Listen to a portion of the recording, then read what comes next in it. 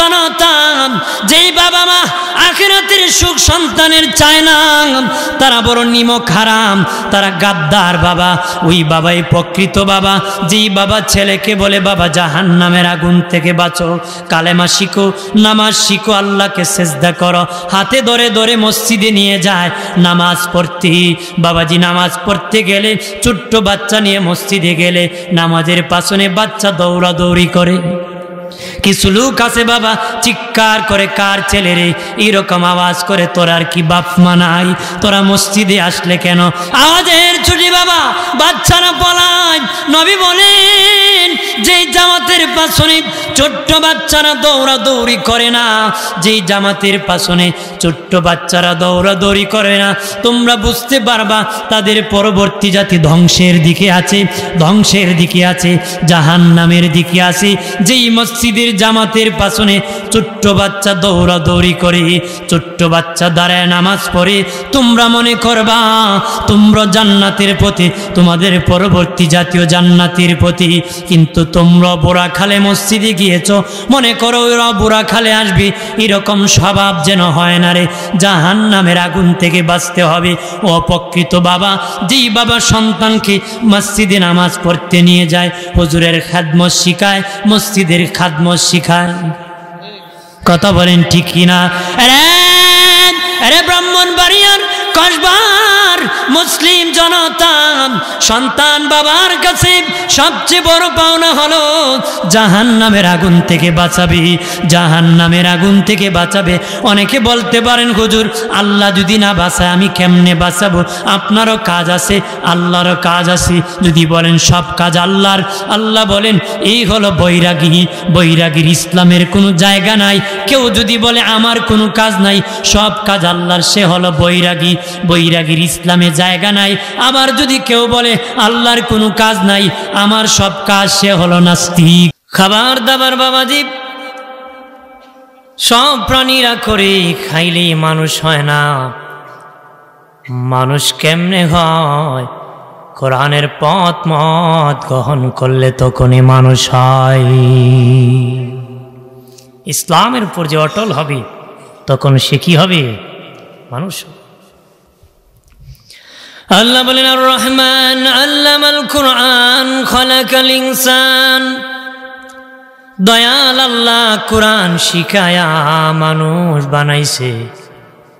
আল্লাহ বলতে পারতেন আর রহমান খালাকাল ইনসান আল্লামাল কুরআন, দয়াল আল্লাহ মানুষ বানাইয়া কোরআন শিখাইছে না। আল্লাহ আর রহমান আল্লামাল কুরআন খালাকাল ইনসান, দয়াল আল্লাহ কোরআন শিখায়া মানুষ বানাইছে। সুবহানাল্লাহ বলেন না? স্বাভাবিকভাবে মানুষ আগে শিক্ষা পড়ে, কিন্তু আল্লাহ কয় কোরআন শিখে মানুষ বানাইছে, কোরআন শিখে কি মানুষ বানাইছে। স্বাভাবিকভাবে আমি এসেছি পৃথিবীতে, তারপরে বাবা বড় হওয়ার পরে কথা বলতে শিখেছি। আল্লাহ বলেন যেই দেশে তোমারে পাঠাইছি সেই দেশের ভাষা শিখার জ্ঞান আমি দান করেছি, ওই দেশের ভাষা শিখার জ্ঞান আমি দান করেছি যে দেশে তোমাকে আমি পাঠাইছি। এমন কি বাবা ব্রাহ্মণবাড়িয়ায় কসবার কি কেউ আসে নাকি বাবা বাংলা শিখায়, ছেলে বলতে পারে না ইংরেজিতে কয়? আছে নাকি? হ্যাঁ, না না, যেটা শিখাইবেন এটাই শিখবে, যেটা শিখাইবে। আমি বাংলা শিখাবো, সন্তান বাংলা শিখবে, ইংরেজি শিখালে ইংরেজি শিখবে। এমন নাই যে আমি বাংলা কই ছেলে ইংরেজি কয়, কইতে পারে, এটা আগে শিখাইছে। কথা বলেন ঠিক কিনা? বাহিরে থাকলে অনেক সময় বাচ্চারা শিখে বা চেষ্টা করে। বাবাজি রানী আমার অপ্রাণের বাবাজি খেয়াল করেন ভালো করিয়া। স্বাভাবিকভাবে আমি আসার পরে কোরআন শিখেছি, শিক্ষা গ্রহণ করেছে, কিন্তু আল্লাহ বলেন কোরআন শিখাইয়া মানুষ বানাইছি। তাফসীরওয়ালারা বলেছেন মানুষ হলো দুই প্রকার, এক প্রকার জন্মগত মানুষ আর এক প্রকার গুণগত মানুষ। জন্মগত মানুষ হতে গেলে কোনো লেখাপড়া করা লাগে না, আলিফ বা পড়া লাগে না, ও আ পড়া লাগে না বাবা, স্কুলের বারান্দায়ও যাওয়া লাগে না রে। জন্মগত মানুষ কোনো শিক্ষা গ্রহণ করা লাগে না, গুণগত মানুষ শিক্ষা গ্রহণ করা লাগে। আবার স্কুল কলেজে গেছি ঠিক, কিন্তু কোরআন শিখে নাই, এটাও মানুষ হয় নাই। কখন মানুষ হবি? কোরআনের জিন্দিগি যখন কায়েম করবে তখন ব্যক্তি মানুষ হয়ে যাবে। তখন কি হবে? কোরআনের প্রথম সূরার নাম সূরা বাকারা, গরুর নামে সূরা, কে নামে? আর শেষে হলো সূরা নাস। কোরআনে ঢুকার আগে মানুষ গরু থাকে, যখন ঢুকবেন পরিপূর্ণ মানিয়ে বের হবেন আল্লাহকে মানুষ হয়ে বের হবে। আরো জোরে কর। তো আমরা কোন মানুষ হব? গুণগত মানুষ হব। কোন মানুষ হব? গুণওয়ালা, গুণ থাকতে হবে। কথা বলেন ঠিক কিনা? বাবাজি আজাদিতে দাম নাই, গোলামিতে দাম। বাবাজি গোলাম বান্দার দাম, স্বাধীন বান্দার দাম নাই। কথা হয় না? স্বাধীনের দাম আছে? আকাশে কত পাখি উড়ে বাবা, দাম নাই। কাঁচায় বন্দি পাখির বড় দাম, মালিক কিনে কিনে খাবার খাওয়ায়। হ্যাঁ, আর আকাশের পাখির গুলি মারে, দেখলে ঢিল মারে, কিন্তু কাঁচায় বন্দি মালিকের আন্ডারে, ওটার দাম বেশি। সাপ দেখলে মানুষ দৌড়ায়, লাঠি দিয়া পিঠায়, কিন্তু সাপুরির হাতের সাপের বড় দাম। বাবাজি সাপুরির হাতের সাপের বড় দাম। বাবাজি রাস্তায় কুকুর অভাব নাই, ওই কুকুরের দাম নাই। যেই মালিক কুকুর পালে তার কুকুর তার কাছে বড় দাম, মালিকের আন্ডারে, এটার দাম কি বেশি। আজাদিতে দাম নাই, গোলামিতে কি? বাবাজি গোলাম বান্দার দাম, যেই বান্দা বান্দি গোলামি করে তারই আল্লাহর কাছে দাম। যে করে না আল্লাহ তোর আমার কাছে কোনো দাম নাই, আল্লাহর কাছে কি দাম নাই। এই জন্য ইসলামের পঞ্চবৃত্তি, পাঁচটা বৃত্তি বাবা, কালেমা, নামাজ, রোজা, হজ, জাকাত, পঞ্চবৃত্তি, পাঁচটা বৃত্তি। বাবাজি পাঁচটা ফিলার আছে। পাঁচটা বৃত্তি কেন দেওয়া হলো? কেন পাঁচটা বৃত্তি দেওয়া হলো? কেন আল্লাহ পাঁচটা দিলেন, ছয়টা কেন দিলেন না, চারটা কেন দিলেন না? এই পাঁচটা বৃত্তি দেওয়ার কারণ হলো বাবা, আমরা সমন্বয়, মানুষের দেহ পাঁচ জিনিস মিশ্রিত হয়ে মানুষ হয়, পাঁচ জিনিস মিশ্রিত হয় মানুষ হয়, পাঁচটা সমন্বয়ে মানুষ হয়। পাঁচ জিনিস থাকার কারণে পাঁচটা কুস্বভাবের জন্ম হয়। ওই পাঁচটা কুস্বভাব দমনের জন্য আল্লাহ পাঁচটা বৃত্তি আমাদেরকে দিয়েছেন। আর আসতে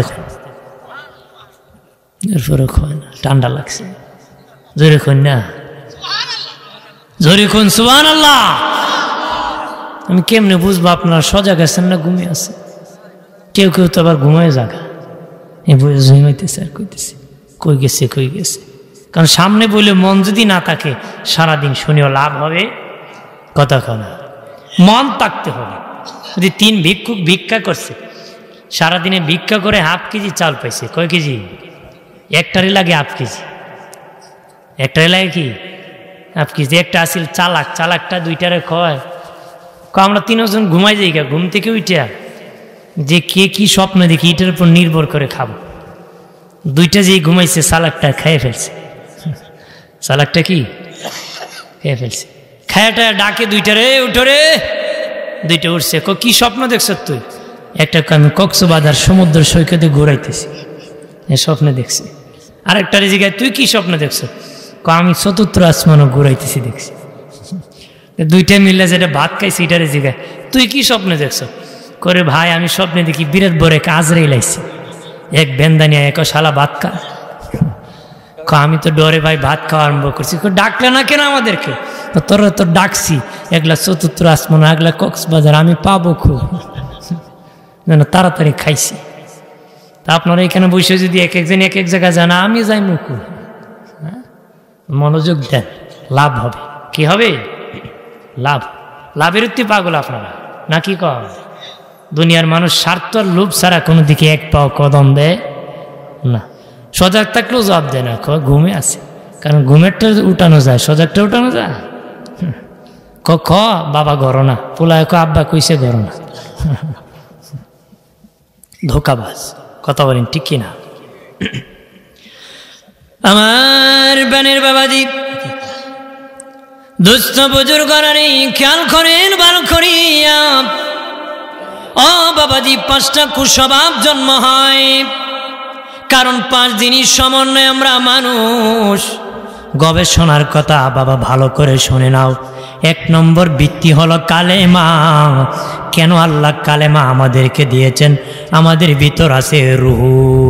রুহুর স্বভাব হলো অধীন থাকতে চায় না, স্বাধীন থাকতে চায়। কারো অধীনে থাকতে চায় না বাবা, স্বাধীন থাকতে চায়, আজাদিতে থাকতে চায়, গোলামিতে থাকতে চায় না রে।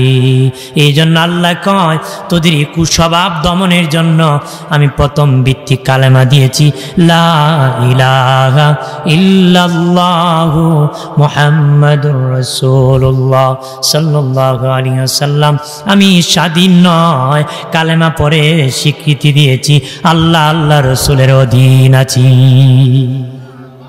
কালেমা পড়া মানে কি? আত্মসমর্পণ করা, অর্থাৎ আমি আর স্বাধীন না, আল্লাহ আল্লাহ রসুলের অধীনে চলে গেছি। কথা বলেন ঠিক কিনা? যারা স্বাধীন তারা নাস্তিক, যারা আল্লাহ আল্লাহ রসুল মানে না তারা নাস্তিক, তারা বেঈমান কাফির। যারা কালেমা পড়বে তারা মুসলিম। কথা বলেন ঠিক কিনা? কালেমা যখন পড়বি তখন বলবে আমি আর স্বাধীন না, আমি অধীন। কার? আল্লাহ আল্লাহ রসুলের অধীন। নবীকে আমার পথ মত যে মেনে নিবে সে আমার খাঁটি উম্মত হয়ে যাবে। কি হবে? খাঁটি উম্মত হয়ে যাবে। যে পথ মত মানবে সেই উম্মত হবে। মানবেন না দাবি করতে পারেন, মানা হবে না, উম্মত হবেন না। কথা বলেন ঠিক কিনা? আমার বানের বাবাজিরা রে, খেয়াল করেন ভালো করিয়া। ও বাবাজি, এই জন্য অধীনে আছি আল্লাহ আল্লাহ রাসূলের। স্বাধীন জিন্দিগি চালায় না, অধীন জিন্দিগি চালাও। 2 নম্বর দিয়েছেন ভিত্তি, 2 নম্বর হলো সালাত, নামাজ। পঞ্চভিত্তির দ্বিতীয় ভিত্তি কি? দ্বিতীয় ভিত্তি নামাজ। কেন দিলেন? আমাদের দেহের মধ্যে আছে আগুন। আগুনের স্বভাব হলো উপরে যাওয়া, বড় হওয়া, উপরে যাওয়া। কথা কনা, চলার নিচে আগুন লাগাবেন, এটা উপরের দিকে উঠবে। ডাইরেক্ট লাগাবেন উপরের দিকে যাবে, চুলার নিচে দিবেন এটা উপরের দিকে উঠবে। পাতিলে লাগবে উপর দিকে উঠবে। আমার আপনার দেহে আগুন আছে, ওই আগুন থাকার কারণে কুস্বভাবের জন্ম হয়। এটা হলো অহংকার। আমি বড়, আমি বড়। নামাজের দ্বারায় কয় আল্লাহু আকবার, আল্লাহ তুমি বড়। বের হয়ে কয় আমি বড়। কথা কয় না? ওই এলাকা আমার সে বড় কে হতে পারে? জানুনি 12টার পরে 13টা বাজাইমু। কথা হয় না? আসে না? কিন্তু নামাজে দাঁড়াই কি আল্লাহু আকবার, আল্লাহ তুমি বড়। বের হয়ে কো আমি বড়। নামাজে কো আলহামদুলিল্লাহি রাব্বিল আলামিন, সমস্ত প্রশংসা আল্লাহর জন্য। কিন্তু বেচারার প্রশংসা মাইকে না করলে মেজাজ গরম হয়ে যায়। কথা খারাপ। আমাকে দানবীর বলল না, সমাজ সেবক বলল না, মেজাজ গরম। কিন্তু নামাজে কইছে আলহামদুলিল্লাহি রাব্বিল আলামিন, সব প্রশংসা আল্লাহর। তো বেরে কো হের করতো, ওর করতো। আমার বানের বাবাজি, এটা অহংকার। অহংকার দমনের জন্য নামাজ, সালাত। সালাত মসজিদে দ্বারা আমির ফকির সমান এমন কোনো বিধান নাই। এমপি সাহেব সামনে, রিস্কাওয়ালা পাশনে, আছে নাকি? রিস্কাওয়ালা ডানে আছে, মধ্যখানে এমপি আছে, বাম দিকে ভিক্ষুক আছে, তাতে কোনো সমস্যা নাই। অহংকার করার সুযোগ নাই। সালাত। অহংকার 4 প্রকার। অহংকারের বীজ, অহংকারের চারা, অহংকারের গাছ, অহংকারের ফসল। খেয়াল করেন কার ভিতরে কি অহংকার আছে।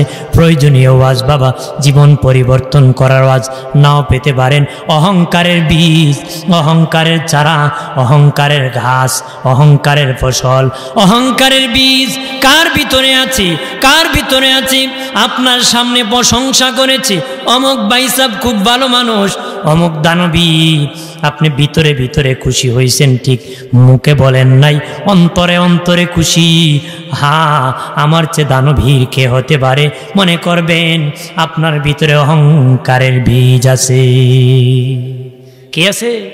সরিষার দানার পরিমাণ কারোর মধ্যে অহংকার থাকলে জাহান্নামে যেতে হবে। কি যেতে হবে? মনে মনে খুশি, তার ভিতরে অহংকারের বীজ, জাহান্নামী। 2 নম্বর প্রশংসা করেছে, মুখেও কয় হ্যাঁ আমি প্রশংসার যোগ্য। এবার বীজ থেকে চারার জন্ম হয়েছে। আগে ভিতরে ভিতরে বলেছিল আমি যোগ্য, এখন মুখ দিয়া কয় আমি যোগ্য। অহংকারের চারার জন্ম হয়েছে। এরপরে বাবাজি অহংকারের গাছ কেমনে হয়? নিজেই মাইকে কয় আমি এই করেছি সেই করেছি, কে কি করেছে, আমার চেয়ে বাহাদুর কে আছি?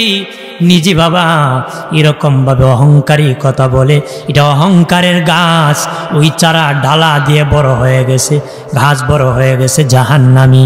4 নম্বর অহংকারের ফসল। অহংকারের কারণে মানুষের প্রতি জুলুম করে, নির্যাতন করে, অত্যাচার করে, নেতৃত্ব দিতে চায়, মানুষকে চাপ প্রয়োগ করে, এরকমভাবে হত্যা নির্যাতন করে যখন চালায়, এটা অহংকারের ফসল, জাহান্নামী। চিল্লায় বলি না আউযুবিল্লাহ। এটা অহংকারের কি ফসল? কার মধ্যে কোন রোগ আছে ধরেন, চিকিৎসা করেন, ভালো হবে। কি হবে? যে চিকিৎসা না করেন ভালো হবে না। ভালো হবে? আগাছা উঠে ফেলে দিতে হবে। যার মধ্যে যে আগাছা আছে নাফাকি, উঠে ফেলে দিতে হবে। ঘাস আছে, আগা কাটলে গুড়িতে আবার উঠে, এটা গুড়ির থেকে উঠে ফেললে আর উঠবে? ঠিক আপনারও আগাছা গোড়ার থেকে উঠে ফেলে দিতে হবে, কারণ অহংকার থাকলে জাহান্নামে যেতে হবে। কথা বলেন ঠিক কি না?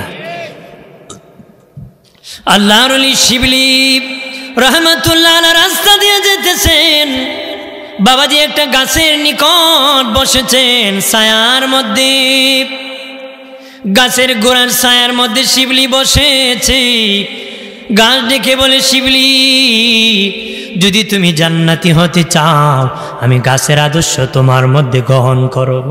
ওরে গাছ শিবলি, যদি তুমি জান্নাতি হতে চাও, আমি গাছের আদর্শ তোমার মধ্যে গ্রহণ করো। আল্লাহর ওলি শিবলি কয়, গাছ তোর মধ্যে কেমন আদর্শ আবার আছে? কয়, দেখো কত মানুষ আমারে আঘাত করে, ঢাল কাটে, কত কূপ দেয়, আমি বদদুয়া দেই না, ভিটামিন যুক্ত ফল দেই। বুঝেন নাই কথা? কন্যা সুবহানাল্লাহ। কাঁঠাল গাছরে ডাল কাটলে কাঁঠাল বন্ধ করে নাকি? বেচারা আর কুড়াল নিয়ে আগা মাথায় কুবাই মজি বাড়িব। কথা কয়, কাঁঠাল গাছ রাগ করছে যে আমার কুবাইছে, এর আর কাঁঠাল দিব না। গাছ দেখে বলে, শিবলি তুমি আমার আদর্শ গ্রহণ করো রে। যদি গ্রহণ করতে পারো, দেখো কত মানুষ আঘাত করে আমাকে, আমি বদ্ধ দিই না, ভিটামিন যুক্ত ফল দেই। ঠিক তোমারে যতই মানুষ আঘাত করুক, জুলুম করুক, তুমি বদদুয়া দিও না, অহংকার করিও না, বদদুয়া দিও না, তুমি তার উপকার করো। ও শিবলি, তুমিও জান্নাতি হয়ে যাবারে। আল্লাহর ওলি শিবলি কয়, গাছ তোর মধ্যে এত বড় আদর্শ, এরপরও কেন তোরে মানুষ আগুনের মধ্যে পুরায়? আগুনে কেন পুরায় রে গাছ? গাছে কয়, শিবলি আমার জন্মের পর থেকে স্বভাব হলো উপরে যাওয়া, উপরে যাওয়া, উপরে যাওয়া। 2টা গাছ আছে, পাখি চিপায় চাপায় উপরে উঠে যায়, এটা উপরে ওঠা একটা অহংকার। অহংকার থাকার কারণে আমি গাছ একদিন আগুনের মধ্যে পড়তে হয়। যত দামি কাঠ হোক বাবা, দামি সুবা বানাইছে 50 বছর পরে নষ্ট হয়ে গেছে, ছেলে ছাদের উপর স্মৃতি হিসাবে রেখে দিছে, পোড়ায় নাই, নাতি নদী ফেলে দিছে, আরেক ব্যক্তি জালের মধ্যে উঠে গেছে, শুকায় আগুনে পুরাই দিছে। কথা বলেন ঠিক কিনা? যতই দামি গাছ হোক, যতই দামি কাঠ হোক, গাছ দেখে বলে, শিবলি আমার মধ্যে অহংকার, উপরে যাওয়া, উপরে যাওয়া। ওই অহংকার থাকার কারণে আমাকে এক সময় আগুনে পড়তে হয়। ঠিক তোমরা যারা আছো অহংকার করো, অহংকার করলে জাহান্নামে যেতে হবে। আল কিবরিয়া ওরে ভাই, অহংকার হলো আল্লাহর চাদর, অহংকার হলো আল্লাহর চাদর। যারা মানুষ হইয়া অহংকার করে তারা আল্লাহর চাদর নিয়ে টানাটানি করে, যারা মানুষ হইয়া অহংকার করে তারা আল্লাহর চাদর নিয়ে টানাটানি করে। দিনের নবী বলেন, তোমরা মানুষ কিসের অহংকার, কিসের অহংকার? এমন নাপাক ফোঁটা পানির থেকে তোদেরকে আল্লাহ বানাইছি। বাবার সামনে ছেলে বলতে পারে না, ছেলের সামনে বাবা বলতে পারে না, এমন নাপাক পানির থেকে তোদেরকে আমি বানাইছি, পচা গান্দা পানির থেকে। তোদের আবার কিসের অহংকার, তোদের আবার কিসের বাহাদুরি রে? অহংকার তো আল্লাহর, পৃথিবীর কারো অহংকার থাকতে পারে না রে। ইসলামের দ্বিতীয় ভিত্তি নামাজ কেন দিয়েছেন? কুস্বভাব হলো অহংকার। অহংকারের কুস্বভাব মানুষের মধ্যে কিভাবে জন্ম হয়েছে? দেহে আগুন আছে বাবা, ওই আগুন থেকে কুস্বভাবের জন্ম হয়েছে অহংকার। এটা দমনের জন্য ইসলাম দ্বিতীয় ভিত্তি দিয়েছে সালাত, নামাজ। একটু চিল্লায় বলে আল্লাহু আকবার। পঞ্চবৃত্তির তৃতীয় ভিত্তি হলো রোজা। কথা বলা, প্রথম ভিত্তি কালেমা, দ্বিতীয় ভিত্তি নামাজ, তৃতীয় ভিত্তি হলো রোজা। রোজা কেন আল্লাহ ফরজ করে দিয়েছেন জানেননি? আমাদের দেহের মধ্যে আছে বাতাস, আমাদের দেহের মধ্যে আছে বাতাস। বাতাস থাকার কারণে কুস্বভাবের জন্ম হয়। খালি জায়গা দখল করা, খালি জায়গা দখল করা। দেখবেন ঘর বাবা দরজা বন্ধ করা আছে, জানালা বন্ধ করা আছে, দরজা জানালা খুললে বাতাস দখল করে ফেলে। এক জায়গায় খের কুটা রাখছেন, ওই মাটির মধ্যে বাতাস লাগে না, সরাই দিবেন বাতাস দখল করে ফেলবে। কথা হয় না? বাতাসের কাজ হলো খালি জায়গা দখল করে পেলাম। আর আমার আপনার দেহে বাতাস থাকার কারণে কুস্বভাবের জন্ম হয়। পেটটা খালি হলে খাইতে মনে চায়, এটা খালি দখল করতে চায়, খাবার আরো খাইতে চায়, আরো খাইতে চায়। কথা কন ঠিক কিনা? জীবন চলে যায়, আরো কয় খাইতো, মরার সময় আরো খাইতো। কথা বলা জোরে বলে না। খাবার খাওয়ার জন্য পাগল, খাবার খাওয়ার জন্য পাগল। বাবাজি আল্লাহ আমাদেরকে একটা পেট সৃষ্টি করেছেন, যেটা বাবা দুই সিদ্রিওয়ালা সালা আমি নাম দিয়েছি। কয় সিদ্রি সালা? দুই সিদ্রি সালা। দুনিয়ার সালার সিদ্রি কয়টা? কথা কও। একটা। আমার সিদ্রি সালা কয়টা? দুইটা। সিদ্রি কটা? দুইটা। দুনিয়ার সালার তালা আছে, কিন্তু আমার সালার তালা নাই। কথা হয় না? সকালে বড়ি বিকালে খালি, এমনও দারুণ সালা মানে না তালি। বিকালে ভরি সকালে খালি, সকালে ভরি দুপুরে খালি, দুপুরে ভরি বিকালে খালি। এমন দারুণ সালা মানে না তালি। কথা বলা মানে কেমত পর্যন্ত, আমার কেমত পর্যন্ত সালাই আরো খাইতো। কথা কথা খালি খাইতোই খয়। খাওয়ার জন্য কত মানুষ কতরে মারছে, কল্লা পাঠাইছে, মাথা পাঠাইছে। কথা না, মাথা ফেটেছে না, কত মানুষকে মারছে। সকাল থেকে রাত দিন 24 ঘন্টা মানুষ এই ভান্ডারের জন্য দৌড়ে। কথা না আমার প্রাণের বাবাজি, ওই আমাদের দেহের মধ্যে বাতাস থাকার কারণে বাতাসের কাজ হলো খালি জায়গা দখল করা। ওই কুস্বভাবের জন্ম হয়।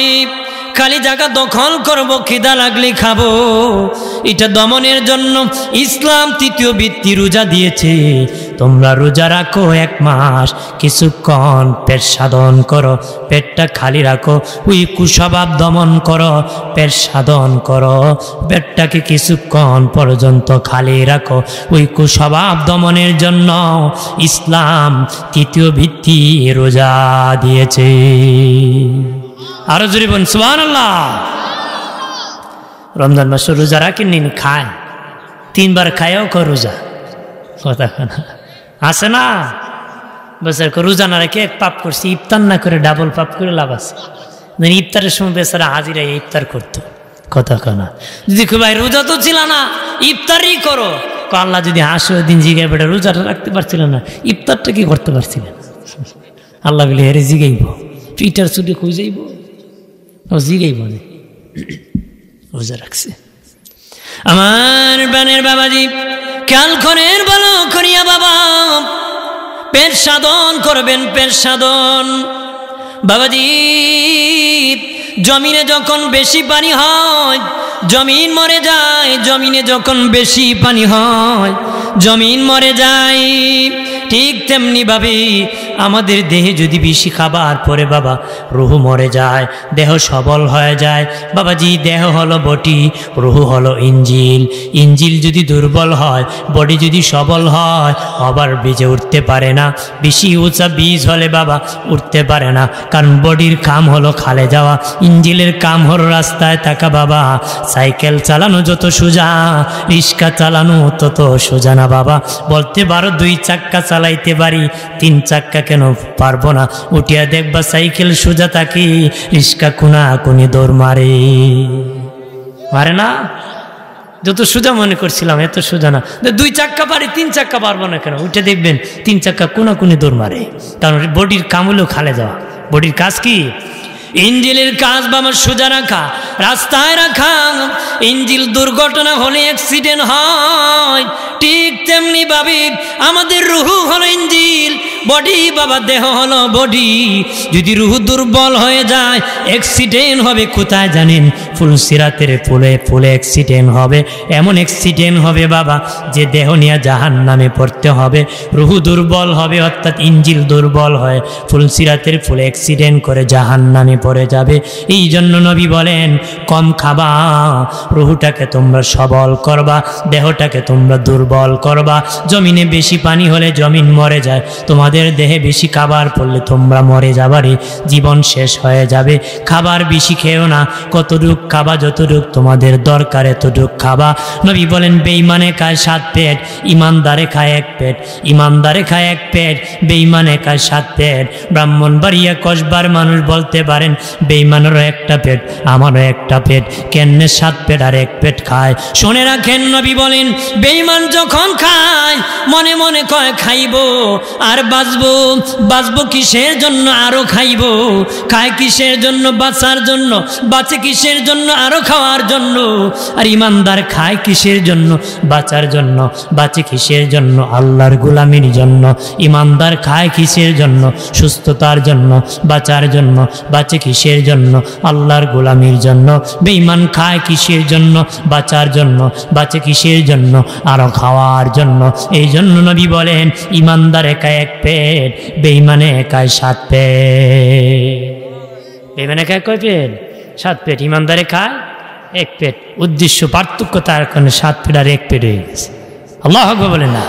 আর জোরে বলি। আরে বাবাজি খেয়াল করেন ভালো করিয়া, ও বাবাজি চতুর্থ বৃত্তি হলো যাকাত, কালেমা, নামাজ, রোজা, হজ। চতুর্থ বৃত্তি হলো হজ।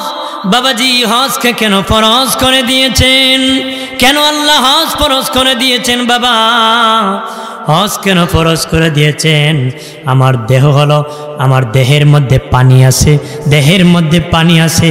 পানির কাজ হলো খালি জায়গা দখল, নিচু জায়গা দখল করা, নিচু জায়গা দখল করা। আমি টেবিলে পানি চাললে বাবা এখানে উঠবে না নিচে যাবে? নিচে যাবে, এর থেকে আরো নিচে যাবে। পানির কাজ হলো নিচা জায়গা দখল করে ফেলা। বৃষ্টি যখন হয় পুকুর ভরে, তারপরে পুকুর ভরে, রাস্তা ভরে, বাড়ি উঠান ভরে, তারপরে মানুষের বাড়িতে ঢুকে। কথা বলেন ঠিক কিনা? বাবাজি পানির কাজ হলো নিচু জায়গা দখল করে ফেলা। ঠিক আমার আপনার দেহে পানি থাকার কারণে ওই যে কি করে জানেননি? কুস্বভাবের জন্ম হয়, নেতাগিরির জন্ম হয়। কি নেতাগিরি? নিচুদের উপর নেতৃত্ব দিতে মনে চায়। বাবাজি আমার সে দুর্বল যারা, তাদের নেতা আমি হতে চাই, তাদেরকে আমার আন্ডারে আনতে চাই। তারা আমি যেই দিকে বলবো সেদিকে যেতেই হবে, সেদিকে চলতেই হবে। নেতৃত্বের কুস্বভাবের জন্ম হয়, দুর্বলের প্রতি ক্ষমতা বিরাজ করে, প্রভাব কাটায় মানুষ। পানি থাকার কারণে যেমনি নিচু জায়গা দখল করে, ঠিক আমার দেহে পানি থাকার কারণে নিচু মানুষের উপর নেতৃত্ব দিয়ে দখল করতে চায়। এই জন্য আল্লাহ চতুর্থ বৃত্তি হজ ফরজ করে দিয়েছেন। যাও হজ করতে, কাবা করে যখন ঘোরায়, বাদশার যে কাপড়, ইস্কাওয়ালার সেই কাপড়, সিলাইবিহীন কাপড় দিয়ে ঘুরতেছে, কে ধনী কেউ গরিবের কোনো পার্থক্য নাই। আছে নাকি? আজি সব বলতে পারবে আমি কোটিপতি, সিলাই ছাড়া কাপড় পরবো না, দামি এক কাপড় চুপড় লাগে আমি হজ করব, চলবে? যাইতে পারবে, হজ হবে না।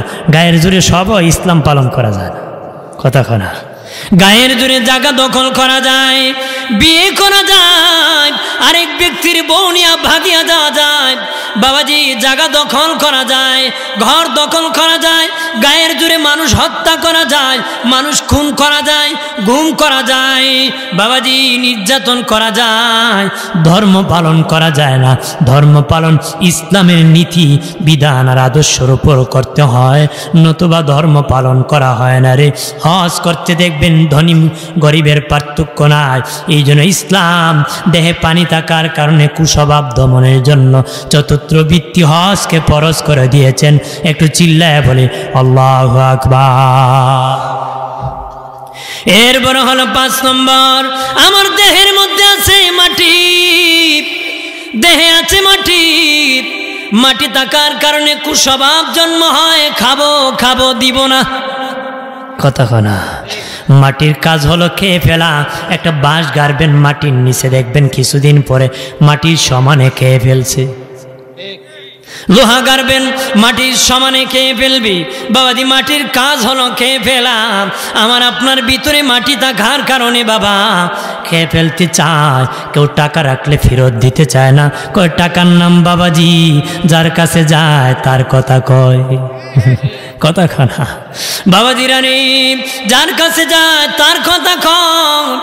ওই মাটি দেহে থাকার কারণে কুস্বভাবের জন্ম হয়, খেয়ে ফেলাম।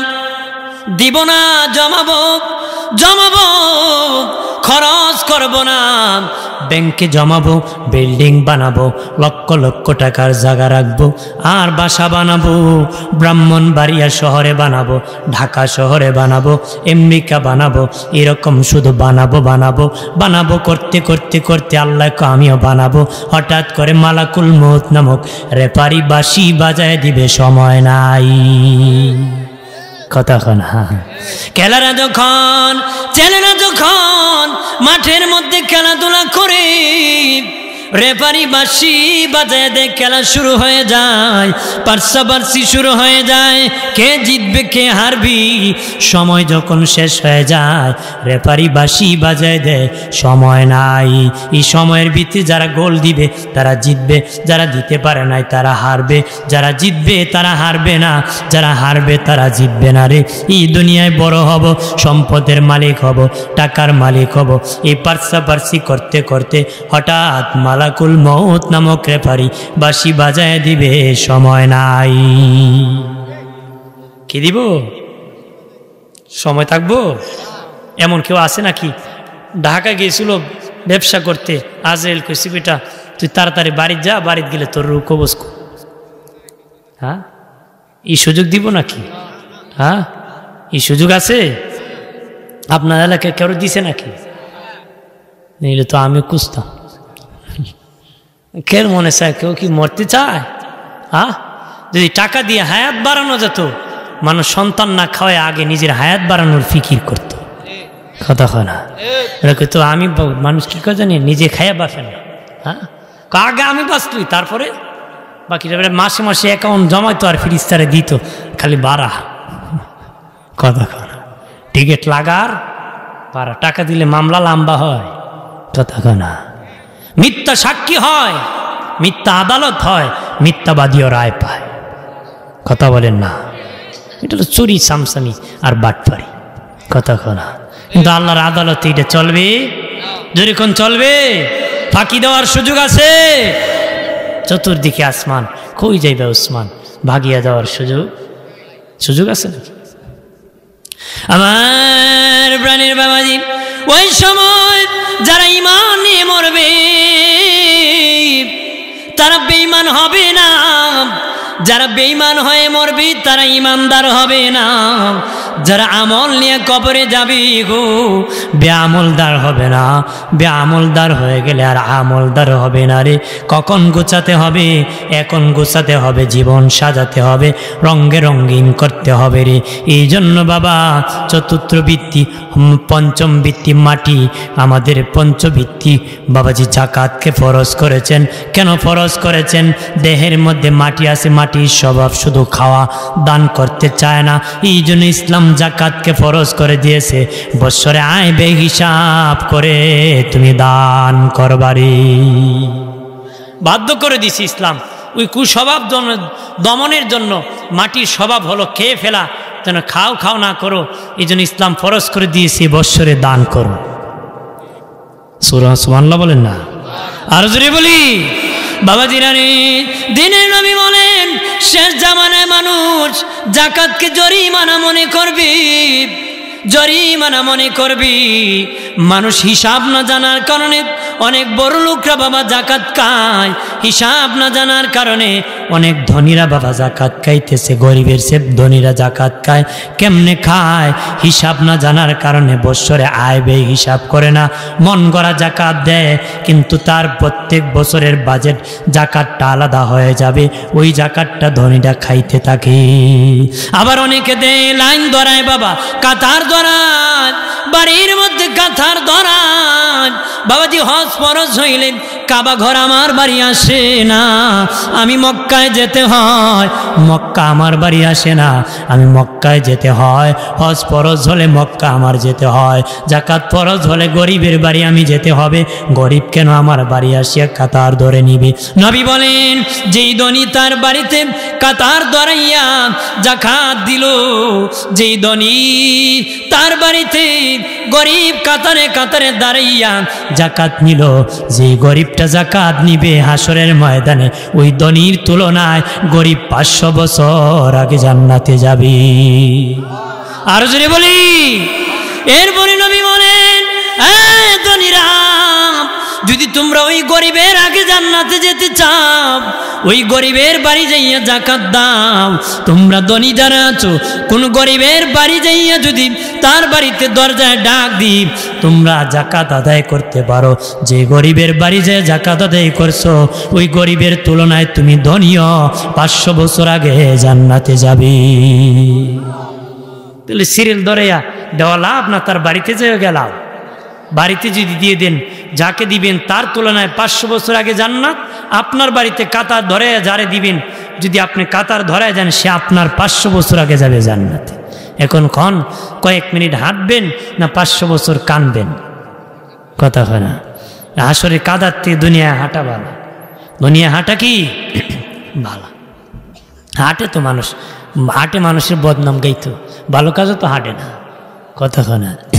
গ্রামে গ্রামে হাঁটে আর মানুষের গীবত করে, গ্রামে গ্রামে হাঁটে মানুষের বদনাম করে। বাবাজি অমুকের মেয়ের বিয়ে, জামাই আসতে দেখতো বদনাম একটা লাগাই দিছে, আছে না? ও কইছে নি কো মেয়েদে আর একটা বিয়ে হইছে, কইছে নি দিছি না আগুন লাগাই। ফকিরের বেশে চলে বাবা, একজন গরিব মানুষ দে 5000, ধনী ব্যক্তি দে 2000 টাকা, এটা তো বকিল আমি কিপটামি। আল্লাহ বলেন কোন বকিল আমার জান্নাতে যাবে না, কোন কিপটা আমার জান্নাতে যাবে না। আমি ধন দিয়েছি দান করার জন্য রে, সামান্য ধন পেয়ে যদি তোর পকেট থেকে বাহির করে দান করতে পারলে না, আমার এত দামি জান্নাত তোর মতন লোককে আমি কেমনে দিব রে? তোর পকেটে সামান্য টাকার পরে দান করতে পারলে না, আর আমি আল্লাহ কেমন করে এত দামি জান্নাত পরে আমি দিব বল? আমার রাস্তায় তুই দান কর, বকিল আমি করবা না। আল্লাহর নবীর চাচি বাবাজি হাজির হয়ে গেলেন, হয়ে বলেন নবীজি আপনার চাচা আবু সুফিয়ান বড় কিপটা গো নবী, ভালো কিছু কিনে খাওয়ায় না।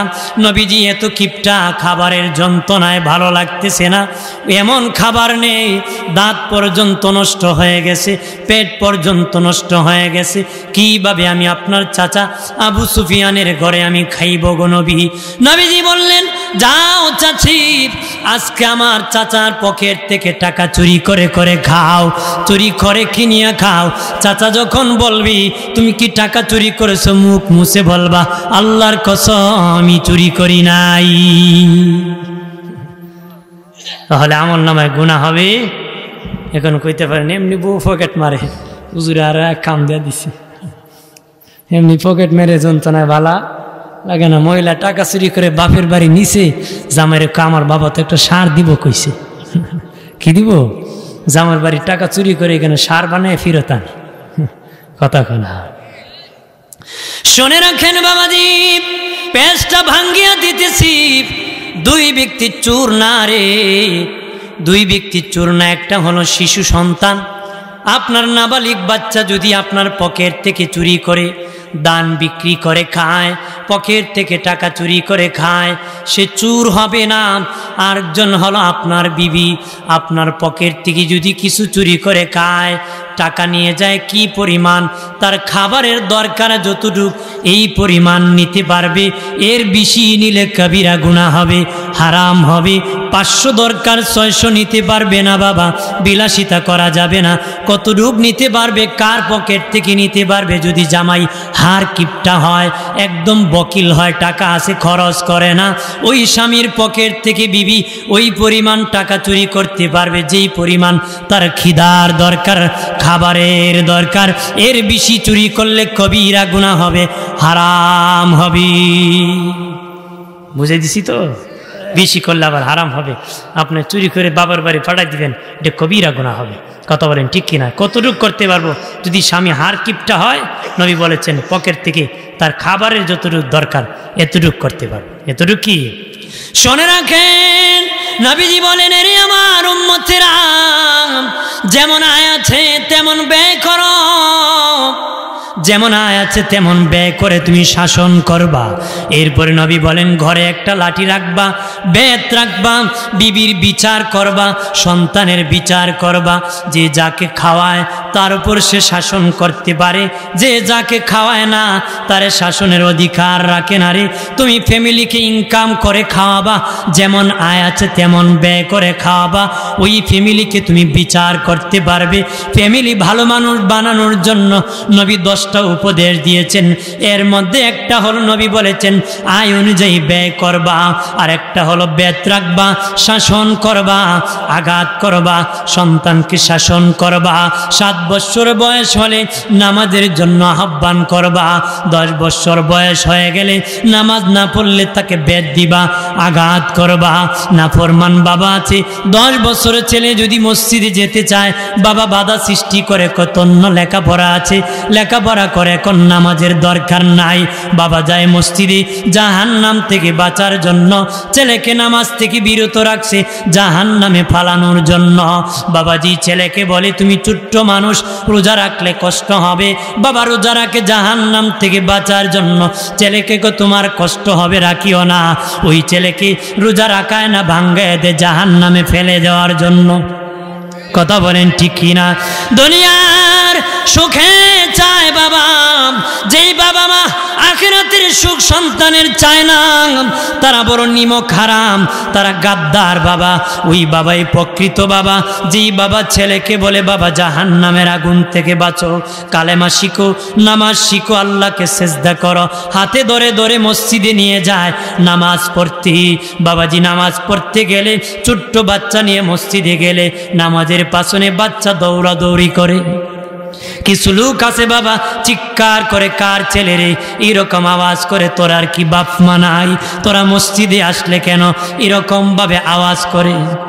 কথা বলেন ঠিক কিনা? আওয়াজের ছুটি বাবা, বাচ্চারা পলায়। নবী বলেন যেই জামাতের পাশনে ছোট্ট বাচ্চারা দৌড়াদৌড়ি করে না, যেই জামাতের পাশনে ছোট্ট বাচ্চারা দৌড়াদৌড়ি করে না, তোমরা বুঝতে পারবা তাদের পরবর্তী জাতি ধ্বংসের দিকে আছে, ধ্বংসের দিকে আছে, জাহান্নামের দিকে আছে।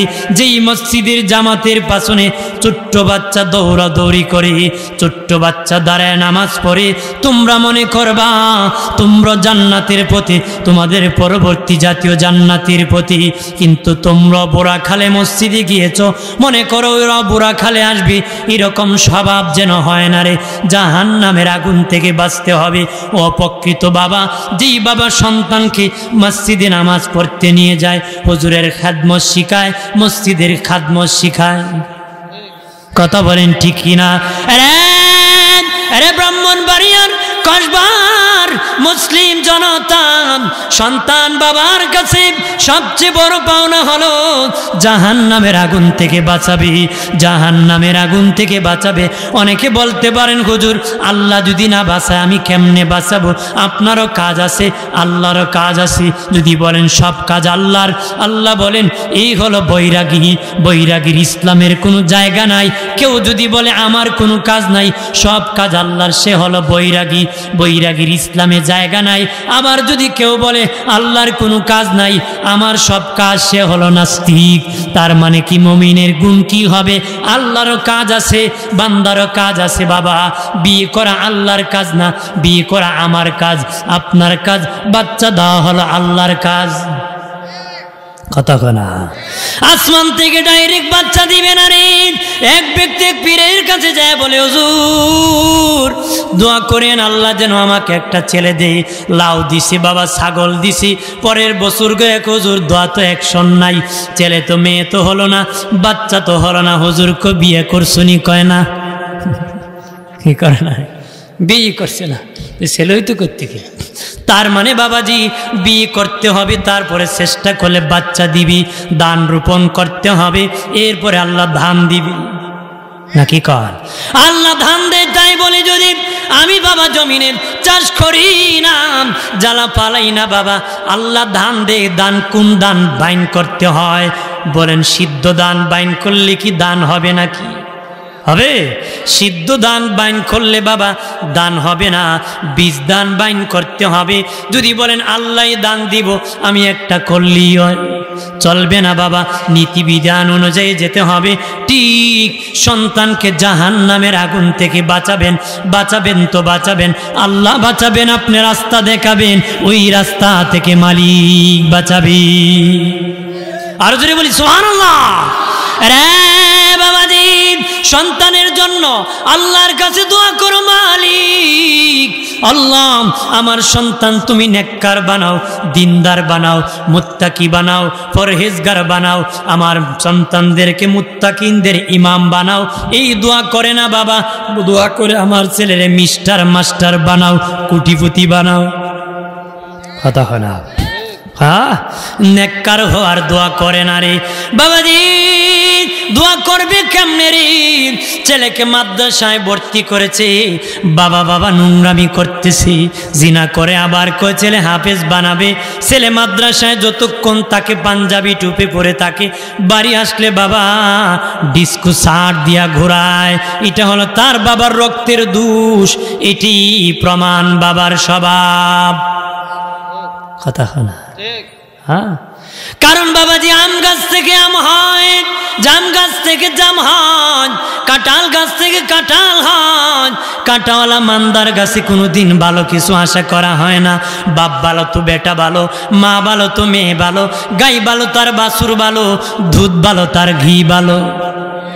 হ্যাঁ, দুধ যদি ভালো হয়, ঘি ভালো হয়, ক্ষেত যদি ভালো হয়, ফসল ভালো হয়, মা যদি ভালো হয়, সন্তান ভালো হবে। মা যদি খারাপ হয়, সন্তান খারাপ হবে, কথা বলেন না?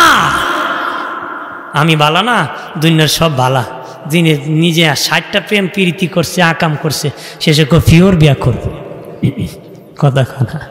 শেষে কি কয়?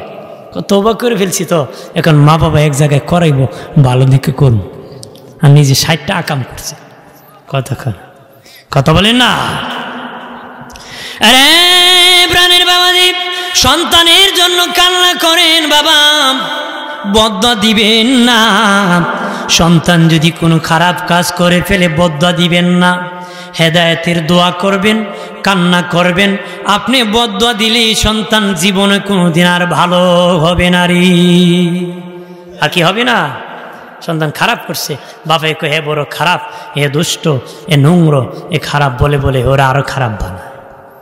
বিচার করবা কিন্তু আল্লাহর কাছে রাত্রি কান্না করবা, আল্লাহ আমার ছেলেটার হেদায়েত দাও। হয়তো দোয়া করতে করতে তুমি যেদিন মারা যাবা কবরে যায় দেখবা তোমার ছেলে হেদায়েত পেয়ে ভালো হয়ে গেছে। কথা বলেন ঠিক কিনা? যেন দোয়া করতে হবে। আপনারা শুনেছেন বাবা ইয়াকুব নবী ইউসুফ নবীর জন্য কান্না করতে করতে চোখের দৃষ্টিশক্তি হারিয়ে ফেলেছিলেন। ইয়াকুব নবী কেন কান্না করেছিলেন? ইউসুফ নবীর সাথে দেখা হওয়ার পরে বলেছিলেন, আব্বা ওগো ইয়াকুব নবী আপনি কি তকদির বিশ্বাস করেন না? ইয়াকুব নবী বলে, বাবা আমি তো শুধু মুসলমান না, আমি একজন পয়গম্বর, মুসলমান হলে তকদির বিশ্বাস করতে হয়, আমি তো নবী, আমি তো অবশ্যই তকদির বিশ্বাস করি। কয় শোনেন বাবা, যদি আপনি তকদির বিশ্বাস করে থাকেন তাহলে কেন গো বাবা আমার জন্য কান্না করতে করতে চোখের দৃষ্টিশক্তি হারিয়েছেন? আপনি কি জানেন না আমার তকদিরে যদি দুঃখ থাকে আপনার পাশেও দুঃখ থাকবে, দূরে গেলে দুঃখ থাকবে, সুখ যদি থাকে আপনার পাশে সুখ থাকবে, দূরে গেলে সুখ থাকবে। কেন আপনি কান্না করেছেন? ইয়াকুব নবী বলে, বাবা এই চিন্তায় আমি এক সেকেন্ডও কান্না করি নাই। কোন চিন্তায় করেছেন? কয় বাবা ইউসুফ তুমি 7 বছর বয়সে আমার কাছ থেকে হারিয়ে গিয়েছিলে, আমার এই সময় উচিত ছিল 7 বছর বয়স থেকে তোমাকে আল্লাহর দিকে ধাবিত করা, মালিকের পরিচয় তোমার কাছে আমার দায়িত্ব পৌঁছায় দেওয়া, জাহান্নামের আগুন থেকে বাঁচায় দেওয়া আমি ইয়াকুব নবীর দায়িত্ব ছিল রে বাবা।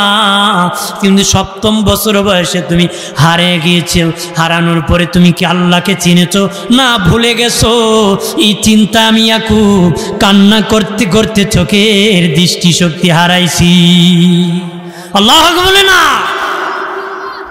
ইয়াকুব নবী জানেন ইউসুফ নবী নবী হবে গম, তারপরও কান্না করেছে বাবা।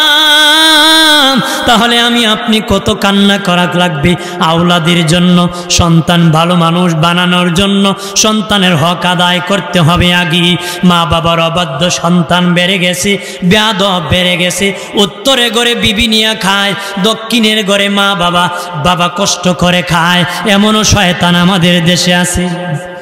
জোরে কোন আছে না? দুনিয়ায় যদি কোন শয়তানের চেহারা দেখতে চান বাবাজি, মানুষ শয়তান, জিন শয়তান তো দেখা যায় না, মানুষ শয়তান দেখা যায়। মানুষ শয়তান বাস্তবে যদি দেখতে চাও, যারা মা বাবাকে খাওয়ায় না, মা বাবার খবর রাখে না, তারা হলো দুনিয়ার প্রকাশ্য টাটকা শয়তান। এরা প্রকাশ্য শয়তান, যার মধ্যে কোনো সন্দেহ নাই, যার মধ্যে কোনো কি। আমার বানের বাবাজি খেয়াল করেন ভালো করিয়া, তবে বাবাজি বাবা হইয়া ছেলের হক আগে আদায় করতে হবে। এক বুড়া লোক নবীর কাছে বলে, ইয়া রাসূলুল্লাহ আমার ছেলে আমাকে খাওয়ায় না গো নবী। এক সময় আমার পকেটে টাকা ছিল, আমার সন্তানের পকেট পাতলা ছিল, আমার পকেট ভারী ছিল। এক সময় আমার গায়ে শক্তি ছিল গো নবী, আমার সন্তানের গায়ে শক্তি ছিল না। আমি শক্তি করে কাজ করেছি, ইনকাম করে তারে খাওয়াইছি। আজকে আমি দুর্বল হয়ে গেছি গো নবী, আমার পকেট পাতলা, আমি দুর্বল, আমার ছেলের পকেট ভারী সবল, কিন্তু আমাকে খাওয়ায় না গো নবী। নবী ছেলেকে ডাক দিয়া কয়, বাবা শুনেছি তুমি নাকি তোমার বাবাকে খাওয়াও না রে, তোমার বাবাকে তুমি নাকি খাওয়াও না, তোমার বাবা তোমাকে ঠিকই খাওয়াইছে। রে যুবক কেন খাওয়াও না? তুমি জানো না তোমার জান, তোমার মালের মালিক তোমার পিতামাতা, তোমার জান তোমার মালের মালিক তোমার পিতামাতা। তোমার মা যদি পেটে বহন না করতো এই জীবন জান তুমি পাইতা না রে। বাবা যদি ইনকাম করে না খাওয়াইতো, স্বাস্থ্য আর শক্তি হতো না, ইনকাম করতে পারতে না। সব পাছনে তোর মা বাবার মেহনত। এরে যুবক তোর জানার মালের মালিক তোর পিতামাতা, জানার মাল দিয়ে তোর পিতামাতার খেদমত কর। একটু চিল্লায় বলি আল্লাহু আকবার। আরেক বুড়া ব্যক্তি আমিরুল মুমিনিন খলিফাতুল মুসলিমিন ওমর ইবনুল খাত্তাব রাদিয়াল্লাহু তাআলা আনহুর কাছে আসিয়া বলতেছি, ওগো আমিরুল মুমিনিন, আমার ছেলে আমার কথা শুনে না। ওমর ফারুক বলেন, তোমার সন্তান তোমার পাওনা আদায় করে না? হ্যাঁ, পাওনা আদায় করে না। এ বুড়া, তোমার ছেলের পাওনা কি তুমি আদায় করেছো নি? কয় হ্যাঁ করেছি। কয় কি করেছ? দেখি সপ্তম দিন কি নাম তুমি রেখেছো? কারণ বাবাজি, সপ্তম দিন ছেলের জন্মগ্রহণের পরে প্রথম পাওনা হলো নাপাকির থেকে পবিত্র করা, দ্বিতীয় পাওনা হলো ডান কানে আজান দেওয়া, বাম কানে একামত দেওয়া। অনেক নাফরমান মা বাবা আছে সন্তানের কানে আজান একামত দেয় না। কথা বলেন ঠিক কিনা? ছেলে হইছে, আজানের খবর নাই, গজবের ফেসবুক ভাইরাল করে ফেলছে। আমার ছেলে হইছে কিন্তু আজান একামত দেয় না। শোনো রে, ওই আজান একামত কোন নামাজের আজান একামত? আমি আপনি যেদিন মরে যাব সেদিন কিন্তু জানাজার নামাজ হবে। এটা হলো শেষ নামাজ আমার আপনার হবে। এই জানাজার নামাজে আজান হয় না, একামত হয় না। এই আজান একামত জন্মের পরে হয়ে গেছে। যেই মা বাবা আজান একামত বাচ্চা জন্মগ্রহণের পরে দেয় না, তার ছেলেটা বাবা ইন্তেকালের পরে বিনা আজানে বিনা একামতে দাফন হয়, জানাজার নামাজ হয়। এটা বাবার গাদ্দারির কারণে হয়, বাবার পাওনা আদায় না করার কারণে হয়। ঠিক কিনা? ওমর ফারুক রাদিয়াল্লাহু তাআলা আনহু ডেকে বলেন, আরে বুড়া, বলো সপ্তম দিন ভালো একটা নাম রাখা। তোমার ছেলের ভালো নাম কি রাখছো? ছেলের পাওনা কি আদায় করছো? সে কো নাম রাখছে জুউল, আমরা রাখি জুয়েল। এল আর ওয়েলের পার্থক্য বাবা, সে রাখছে জুউল। ওমর ফারুক বলে, এটা ইসলামী কোনো নাম না, ইসলামী কোনো নাম না, বরকতের কোনো নাম না। সপ্তম দিন ছেলের ভালো নাম রাখো নাই, ছেলের পাওনা আদায় করো নাই, এই জন্য ছেলেও বড় হইয়া তোমার পাওনা আদায় করে না রে। শুনে রাখেন বাবাজি, ইসমাইল নবী বিয়ে করেছে। একটা ছেলের বউর ঘটনা বলি। বাবা ইব্রাহিম নবীর কাছে চিঠি লাগছে, আব্বা আমি বিয়ে করেছি, তোমার ছেলের বউকে তুমি দেখে নিও। ইব্রাহিম নবী ঘোড়ার পিঠে চড়ে বাবা আসছে ইসমাইল নবীর বউ দেখার জন্য। বাড়ির সামনে বাবা ঘরের দরজায় ডাক দিছে, ইসমাইল বাড়ি আসুনি। তখন ইসমাইলের বিবি ডাবল কথা মাতি, বিবি বেশি ভালো না। কয় ইসমাইল ঘরে না। কয় কোথায় আছে ইসমাইল? কয় জানি টানি না। এক্সট্রা ডাবল কথা বলে, পান টান সুবারি টুবারি, ডাবল কয় না মানুষ, এরকম ডাবল বলে। কিতাবে এসেছে ইসমাইল নবীর প্রথম বিবি ডাবল কথা কত বাবা। ইব্রাহিম নবী কই ইসমাইল কোথায়? কই জানি টানি না, খবর আমি জানি না, আসবো কবে এটাও জানি না, কই গেছে জানি টানি না, এত খবর রাখি না। ইব্রাহিম নবী কয়, ইসমাইলের বিবি আমি চলে যাইতেছি, তবে তোমার স্বামী ইসমাইল আসলে বলিও তোমাদের ঘরের চৌকাঠ ভালো না, ঘরের চৌকাঠটা যেন পাল্টায়। ইসমাইল নবীর বিবি দরজার চৌকাঠের দিকে তাকায় দেখে ভালো চৌকাঠ, কোনো দোষ নাই। মনে মনে কয় বেচারা মনে হয় পাগল, না হলে তো কথা বলতে পারে না। ইসমাইল নবী বাড়ি আসছি, আসিয়া মেশকের ঘ্রাণ নাকের মধ্যে পেয়েছে, কারণ একজন নবী যে রাস্তা দিয়ে যাবে গো, ওই রাস্তা দিয়া 40 দিন পর্যন্ত মেশকের ঘ্রাণ বের হবে। আরো জোরে বলি, ইব্রাহিম নবী ইসমাইল নবী আসিয়া কয় বিবি কে এসেছিল রে বিবি? উনি বুঝেছেন আমার বাবা ইব্রাহিম খলিলুল্লাহ এসেছে। কয় জানি টানি না, নাম জিজ্ঞাসা করি নাই স্বামী। কয়েক বসতে বলো নাই? কয় না বসতে বলে নাই। কয় কিছু কি আমার বলেছে? কয়েকটা কথা বলেছে, লোকটা মনে হয় পাগল, জোরে বলেন না হুজুবিল্লাহ। কয় স্বামীর বলে ঘরের চৌকাঠ ভালো না, আমি দেখি ঘরের চৌকাঠ ভালো। ইসমাইল নবী কয় বিবিরে ঘরের চৌকাঠ পাল্টাইতে কয় নাই, তোরে তালাক দিয়ে বিদায় দিতে আমার বাবা কইছে। আল্লাহু আকবার না, তোর চৌকাঠ তরে পাল্টানোর কথা বলছে। ইসমাইল নবী বিবিরে তালাক দিয়ে বিদায় দিয়ে আর একটা বিয়ে করে। আবার চিঠি লিখছে, আব্বা আসেন নতুন বিয়ে করেছি, বউ দেখে দেন, ছেলের বউ ইব্রাহিম নবী ঘোড়ার পিঠে আসছে। আল্লাহর কুদরত বোঝা যায় না, ওই দিন ওই ইসমাইল নবী বাড়িতে নাই। দরজার মধ্যে ডাক দিয়েছে, বাবা কিতাবে লিখেছে ওই বিবি বড় ভালো। দরজায় যখন ডাক দিয়েছে, ইসমাইল বাড়ি আছেনি না, আমার স্বামী ইসমাইল নবী বাড়িতে নাই। কোথায় গিয়েছে? দিনের কাজে সফরে আছেন। কবে আসবে? সামনে এতদিন পরে আসবে, এইভাবে বলতেছি। তখন ইসমাইল নবীর বিবি কয়, ও মুসাফির, আমাদের পরিচয় আপনি জানেন, আপনার পরিচয় কি? মুসাফির ডেকে বলে, আমার পরিচয় দিলে চিনবানি। বলেন আপনার পরিচয় কি? কয়, মা আমি ইব্রাহিম খলিলুল্লাহ। আরো আস্তে কর, বাঙালি উল্টো জোরে খুলে আস্তে করে, আস্তে খুলে উল্টো কথা কানা। আমার প্রাণের দুস্থ বুজুর্গ করেন, খেয়াল করেন, ভালো করিয়া খেয়াল করেন বাবা। ওই ইসমাইল নবীর বিবি ডেকে বলে, আব্বা আপনারা চিনবো না, কারে চিনবো?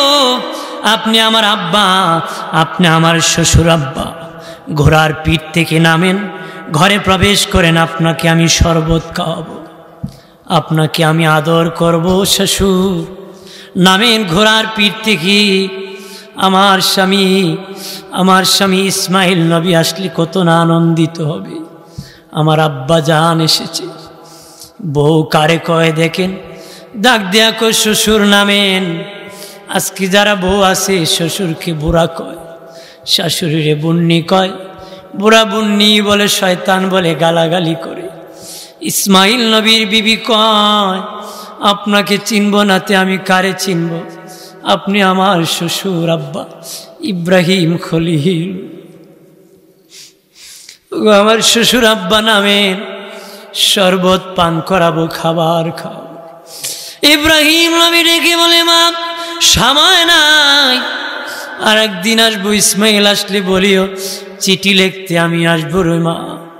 আমার ছেলে আসলে গল্প করব, ছেলেকে নিয়ে বসে আলোচনা করব। আর একদিন আসলে চিঠি লিখবো, আমি আসবো, আজকে আমি থাকবো না। কিন্তু ছেলের বউ আব্বা ঘরে যদিও প্রবেশ না করেন, এই সামনে দেখেন মাকামে ইব্রাহিম পরে আছে। বাপ বেটা মিলে এই পাথর দিয়া কাবা ঘর বানাইছো, যে পাথরে তুমি ইব্রাহিম খলিলুল্লাহর পায়ের চাপের দাগ আছে। যে পাথর লিফট হয়েছিল, দেয়াল উঁচু হবে, লিফট উঁচু হবে, পাথর নিচা হলে নিচু হতো। এই পাথর দিয়া বাপ বেটা মিলে কাবা ঘর বানাইছো। ওগো আমার শ্বশুর, একটু যদি ঘোড়ার পিঠ থেকে নামিয়া মাকামে ইব্রাহিমে দাঁড়াইতা, আমার নিজ হাতে তোমার দুটা পাও মোবারক ধুয়ে দিতাম। আরো জোরে, আগাম আমার শ্বশুর আব্বা নামেন, ঘোড়ার পিঠ থেকে নামেন। একটু যদি এই মাকামে ইব্রাহিমে দাঁড়াতেন, জমজমের পানি দিয়ে পাটা আমি ধুইতাম, আর আমার মা তার কেশ দিয়া আপনার পাটা আমি মুছে দিতাম। আপনার খেদমত আমি করতাম, আমি সাবাসিল করতাম। এমনি ইব্রাহিম নবী নামিয়া মাকামে ইব্রাহিমে দাঁড়াইছেন, জমজমের পানি দিয়ে ওনার পা মোবারক ধুয়ে দিয়ে। ইসমাইল নবীর বিবি কেশ খুলিয়া যখন মুছতে চেয়েছে, তখন ইব্রাহিম নবী কয়, মা পা এইভাবে মুছা লাগবে না, আমি খুশি হয়ে গেছি, ধরে নিছি তুমি মুছে ফেলেছো। তোমার জন্য দোয়া করি, তুমি সুখী হও মা, তুমি সুখী হও রে মা। আমার ছেলে ইসমাইল আসিয়ে বাসলে বলিও, ঘরের চৌকাঠ বড় ভালো, জীবনে যেন না পাল্টায়। আরো জোরে বলি, ইসমাইল নবী আবার এসেছি, মেশকের গান পেয়েছি বাবা। মেশকের গান পেয়ে বুঝতে পেরেছি আমার বাবা ইব্রাহিম খলিলুল্লাহ আবার এসেছে। ভয় পেয়ে গেছে। বিবি রে, আমার বাবা আসছিল, রাখতে কি দেও না? হা বাবা ইব্রাহিম খলিলুল্লাহ এসেছিল। কয় কি করেছো, বেয়াদবি করছো নাকি? কয় না না বাবা, স্বামী আব্বা ইব্রাহিম খলিলুল্লাহকে কত আদর করতে চেয়েছি, উনি নামতে রাজি না। শেষে মাকাম ইব্রাহিমের মধ্যে দাঁড় করাইয়া জমজমের পানি দিয়া দৌত করে দিয়েছি, আর মাথার কেশ দিয়া চেয়েছিলাম পা পরিষ্কার করে দিব, কিন্তু বাবা বলেছে, ধরে নিয়েছে।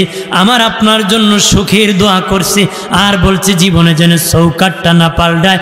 ইসমাইল নবী মুস্কি হাসি দেয়া কই, বিবি চৌকাটের কথা কয় না, তোর কথা কইছে, জীবনে যেন তোরে না পাল্টায়। তুই আমার দুনিয়ার সাথী, কবরের সাথী, হাসরের সাথী, জান্নাতের সাথী হবে রে। আর যদি বলি আমার বানের বাবাজি, শেষ কথা বলি, সালমা গোত্রে এক যুবক ছেলে নবীর কাছে আসিয়া বলে, মায়ের নবী, ও মায়ের নবী, কত মানুষের মা আছে, কত মানুষের বাবা আছে, মা বলে ডাকে, বাবা বলে ডাকে, মা বলে ডাকে, বাবা বলে ডাকতেছি, কিন্তু আমার মা নাই, বাবা নাই। কত মানুষের মা আছে, খেদমত করে সওয়াব পেতেছি, বাবার খেদমত করে সওয়াব পাইতেছি। আর নবীজি, আমার তো বাবা নাই, আমার মা নাই, আমি কেমনে খেদমতের সওয়াব পাবো? এমনও মানুষ আছে বাবা এক সময় টাকা ছিল বা ছিল না, মা বাবা ছিল রে, মা বাবা ছিল, টাকা ছিল না, ভালো খাওয়াবে, ভালো কাপড় পরাবে, কিন্তু বাবা জমি বিক্রি করে বিদেশ পাঠাইছে, 5 বছর থাকছে, এর ভিতরে মা বাবা দুজন বিদায় হয়ে গেছে, লক্ষ লক্ষ টাকা নিয়ে আসছে, টাকার অভাব নাই, কিন্তু মা বাবা নাই রে। বনি সালমা গোত্রে যুবক ছেলে ডেকে বলে, নবীজি আমার মা নাই, আমার বাবা নাই গো নবী, আমার কি খেদমতের সুযোগ আসেনি গো নবী? নবী বলেন, হ্যাঁ এ যুবক, খেদমতের সুযোগ আছে। মা বাবার ইন্তেকালের পরও 5টা পথ বাকি থাকে, যেই পথে খেদমত করলে, জিন্দা থাকতে করলে যেই সওয়াব হতো, কবরে যাওয়ার পরে সেই সওয়াব হাসিল করা যাবে। 1 নাম্বার, নবী বলেন, এ যুবক, তোমার মা বাবার জন্য বেশি বেশি করে তুমি দোয়া করবা। আল্লাহ কোরআনে দোয়া শিখাইছে, রব্বিরহামহুমা কামা রাব্বায়ানি সগীরা ওয়া কুর রব্বিরহামহুমা কামা রাব্বায়ানি সগীরা। নবী বলেন, 1 নম্বর, তোমার মা বাবার জন্য দোয়া করো। তুমি যখন মা বাবার জন্য কবরের পাশে দাঁড়াইয়া দোয়া করবা, তোমাকে মাফ করে দিবি, তোমার মা বাবাকে মাফ করে দিবি, আমলনামায় খেদমতের সওয়াব দিবি। 2 নম্বর হলো, নবী বলেন, আমার উম্মতেরা, তোর মা বাবার গুনাহ আল্লাহর কাছে ক্ষমা চান। আল্লাহু আকবার বলেন না। আল্লাহকে বল, মালিক, আমার মা বাবা আমাকে খাওয়াইতে যাইয়া, ইনকাম করতে যাইয়া, সীমানা ঠিক করতে যাইয়া, ঘর বানাইতে যাইয়া কত গুনাহ কামাই করে কবরে গেছে। আল্লাহ আমার বাবার গুনাহ তুমি মাফ করো। আল্লাহর নবী বলেন, 2 নম্বর গুনাহ মাফ চাও। 3 নম্বর, মা বাবার ওসিয়ত তুমি পূরণ করো, ঋণ থাকলে পরিশোধ করো, ঋণ থাকলে পরিশোধ করো, ওসিয়ত থাকলে পূরণ করো। 4 নম্বর, মা বাবার রেখে যাওয়া আত্মীয়র সাথে ভালো সম্পর্ক রাখো, বোনের বাড়ি, ফুফির বাড়ি, খালার বাড়ি, নানার বাড়ি, মামার বাড়ি, এরকম রেখে যাওয়া আত্মীয়র সাথে ভালো সম্পর্ক রাখো। 5 নম্বর, মা বাবার বন্ধু বান্ধবের সাথে ভালো সম্পর্ক রাখো। তোমার বাবার সাথে একজন মুরব্বী বেঁচে আছে, তাকে সম্মান করো। মায়ের সাথে একজন মহিলা মুরব্বী বেঁচে আছে, তাকে ইজ্জত করো। নবী বলেন, যদি করতে পারো, খেদমতের সওয়াব আমলনামায় পাবারি। আরো জোরে বলি, দরকার আছে কিনা? এক যুবক দেখে বলে, নবী, ও মায়ের নবী, মারাত্মক অপরাধ করেছি, গুনাহ ক্ষমা হবে নি। নবী কই, তোমার মা আছে? কয় নাই। বাবা আছে? কয় নাই। নবী বলেন, তোমার বাবার ভাই চাচা আসেনি? কয় আছে। নবী কই, চাচারে সম্মান করো, ইজ্জত দাও, বাবার মতন সম্মান করো। চাচা খুশি হইয়া দোয়া করলে আল্লাহ ক্ষমা করবে। আর এক ব্যক্তি বলে নবী অন্যায় করেছি। নবী কয় তোমার কি মা আছে? কয় নাই। বাপ আছে? কয় নাই। মায়ের বোন খালা আছে? কয় আছে। খালারে আদর করো, মহব্বত করো। খালা দোয়া করলে আল্লাহ ক্ষমা করবে। খালা দোয়া করলে যদি আল্লাহ ক্ষমা করতে পারে, চাচা দোয়া করলে যদি আল্লাহ ক্ষমা করতে পারে রে, মা বাবা দোয়া করলেন জান্নাত পর্যন্ত পৌঁছায়া দিতে পারে।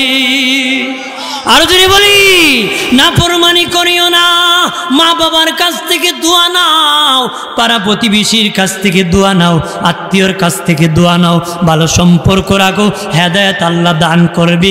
নিজে খাইয়া ঘুমাইলে পাড়া প্রতিবেশীর খবর রাখলা না। নবী 3 বার বলছে মমিন না, মমিন না, মমিন না। মমিন হতে গেলে পাড়া প্রতিবেশীকে নিয়ে চলতে হবে, খবর রাখতে হবে। যদি রাখতে পারেন, নবীর পথ মত মানিয়া চলতে পারেন, তাহলে তোমার কি হবে জানে? আল্লাহ বলা হয় জিন্দিগি করবা, অলি হইয়া বন্দিগি করবা, অলি হইয়া কবরে যাবা, অলি হইয়া হাসরে উঠবা। আল্লাহ বলেন তোর যে গুনাহ হয়েছিল আমি গোপন করব, মিজানের পাল্লার কাছে নেকির পাল্লা বাড়ি করে তোরে জান্নাত চিরস্থায়ী আমি দান করে দিব। আসেন সালাম জানায়া নবী।